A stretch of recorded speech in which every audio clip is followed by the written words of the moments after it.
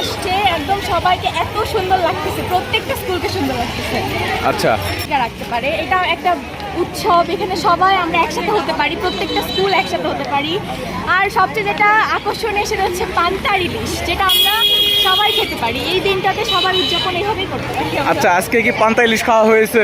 এখনো হয় নাই, দেখি স্কুলে যাই, স্কুলে দিবে কিনা, স্কুলে দেওয়ার কথা শুনলাম। আচ্ছা, এমনি কি পান্তা ইলিশ খাওয়া হয়?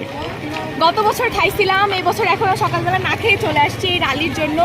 দেখি এখন রালি করি কতটুকু ভালো লাগে, আর স্কুলে কি খেতে দেয় এটা বেশি আচ্ছা, আকর্ষণীয়। এই নববর্ষ ছাড়াও কি পান্তা ইলিশ কি বা পান্তা ভাত কি খাওয়া হয় কিনা? পান্তা ভাত খাওয়া হয়, পান্তার আলু ভর্তাটা সবচেয়ে জনপ্রিয়, এটা খুবই ভালো লাগে খেতে, কিন্তু ইলিশটার সাথে খাওয়া হয় না নববর্ষ ছাড়া।